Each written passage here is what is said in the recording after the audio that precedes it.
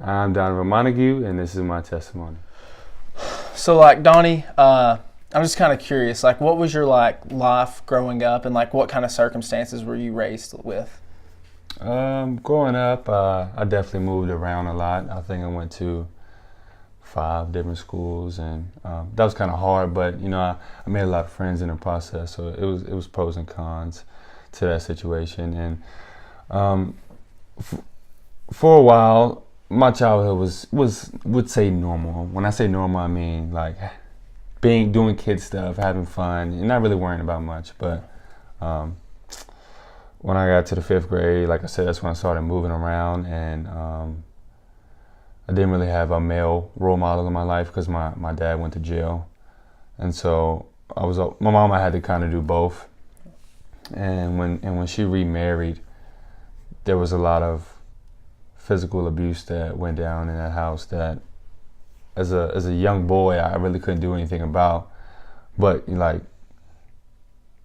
sympathize with my brothers and try to be there for my younger brothers and to let them know that everything's gonna be okay when I really didn't know that it was gonna be okay. And I really couldn't do anything about that, which was sad, but here I am today, and we made it through it. My mama made it through it, and that definitely has influenced the way that I treat women, the way that I speak to women, and that has been a big influence on my life. So moved around a lot. I kind of went through some things with dealing with my mama and her relationships, but that's basically my childhood. Yeah. So, I guess transitioning on, you had this kind of dark season where you struggled a lot and had a lot of hardships and stuff.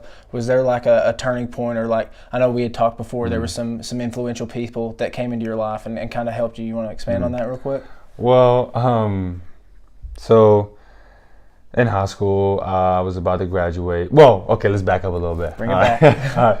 So basically, I was with my biological family, my mama, my brothers, and all them, and I started hanging out with my buddy. His name's Owen Moon, and on the weekends and whatnot. And eventually, they became a family towards me and treated me as their son. And Owen treated me as his brother. And so I had 2 families, which was a good thing, but that causes some conflicts of interest, and jealousy comes into play, unfortunately. Yeah, of course. And so I ended up living with them because my mama kicked me out. So I stayed with them until I graduated high school. And they took really good care of me, and that's when I started going. Well, when I was little, I went to church, but not a lot. You know what I'm saying? Some of the people from the church would come take me and my brothers to church, but we didn't really know what we were doing. And when I was with Mama Dukes, we went to church, but it was just to go to church. You know what I'm saying? I didn't really know what I was getting myself into. So those are those 2 families. Now I got another one I'm about to hit you with real quick. Okay, bring it to me. So we got the Kilburns, and Mr. Kilburn, he was my principal at Alta Vista. Okay. And when I was about to graduate from high school, I was coming here to UVA-Wise. And his wife accepted a position at Emory & Henry at about the same time. So he was like, if you ever want to come hang out or get a steak or whatever, then just let us know, and we'll be glad to have you. And so I didn't really hang out with them much, but we talked or whatever. They came to a few games, and it got to the point where jealousy was a factor once again, unfortunately, and I had to basically choose one family over the other, which is kind of sad. But after that, I didn't talk to him for a year, but on one sunny day, I was driving home, and Buster and I, we stopped at McDonald's. We was going to get a bite to eat. And we come outside, and my car's not working. I'm like, this is not good. What am I going to do? I'm an hour from school, 3 hours from home. I don't know what's going to happen. And I was like, who do I know in Abingdon? The Kilburns that I haven't talked to in a year, and they probably hate me. But little did I know,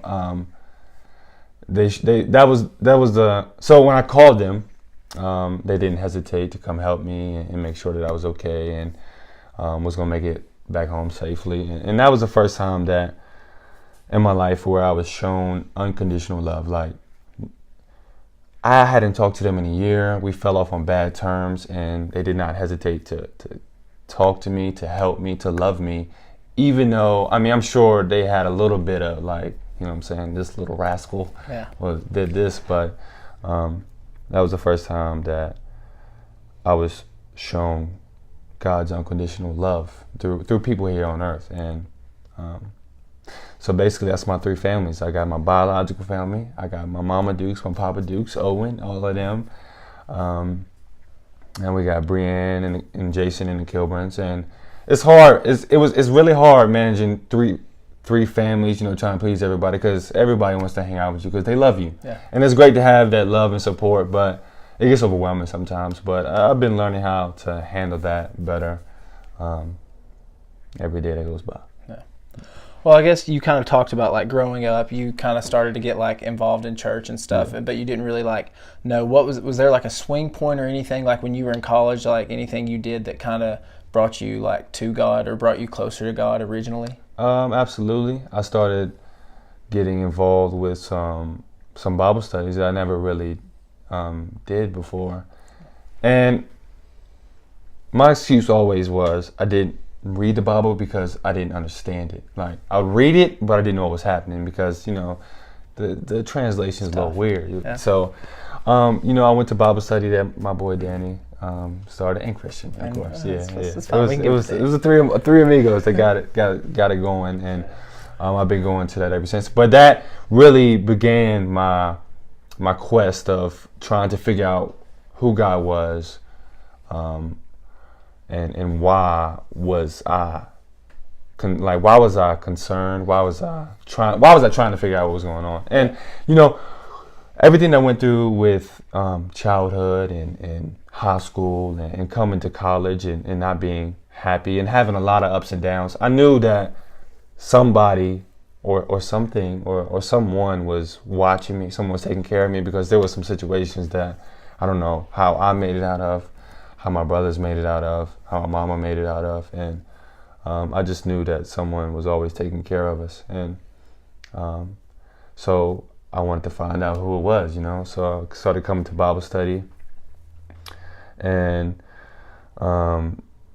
Brienne Kilburn, my principal's wife, she really molded me. Well, she influenced the way, helped me think about what I'm thinking about, you know, think about my thoughts and trying to basically be comfortable in my own skin and ultimately leading me to God and what He's all about. And that's what started it. Well, I like that you used the word, like you started on this quest. Mm-hmm. And I'm sure it was like a lot of like learning and stuff. Like you Absolutely. Said, you had to like learn how to read the Bible and how to study and stuff. But like, was there finally like this time where you're like, okay, like I'm fully selling out. I'm really like giving everything I have into like this God, and like this is what I want to know, and I want to know Him like personally. Absolutely. And that actually recently happened. Brienne gave me this book to read. It was called Anything, and a lot of we as Christians, you know, always we'll pray and say, God, we will do anything if you know you help us out right now. You know what I'm saying? But it's most of the time it's anything except giving this up, or except doing this, or except losing that. And so reading that book and going through football. This is my senior football season, which was a rough time for me because I was just angry at the world. I didn't know why, and just full of hate, really. And I wasn't happy, and I wanted to get out of that. And so I started reading this book, and I'm not a reader, okay? I hate to read. So I'm reading this book, and that's when I realized that, you know, if I want to feel different, if I want to be different, if I want to be a Christian that loves Jesus the way that He has loved me my entire life, then I have to live differently. And give up anything, be willing to give up anything, and that's difficult, and you know, especially as a college student in America, because we have a lot of temptations that come our way, especially daily. So that's been a fight. I forgot the original question. Wow. Sorry. Well, we were just talking about like fully committing and like getting fully like. So basically, that's when I began my full commitment to God and what He has planned for me, and understanding that He does have a plan, and that everything works out no matter what it is, no matter how bad it seems. He has a plan for me, and He always has, and that's why I've been able to make it through everything. And you know, a lot of people ask me what I'm doing after college, and I don't know, and I'm cool with that, because I'm just ready to ride the wave that my man Jesus about to take me on. You feel me? You just gotta trust him, dude. I'm so hyped. So awesome. You know, that's fun and exciting, and it's definitely been a life-changing experience. Just not only reading that book, but reading the Bible, because you know that has a lot of stories that are very similar to Americans, not even just Americans, people in general that have had troubled lives, that have done a lot of bad things in their lives. And you know, we all have, and we all regret things, but God uses us in certain ways to influence others. So that's what I'm trying to do now, is live a life willing to give anything and everything for Jesus. And it's difficult, but you know, I've had a great support system with my Bible studies throughout the week, and my all three families, all three families, you know, they love me, all my friends' family, they love me, and they want to see me do good. So yeah. That's good.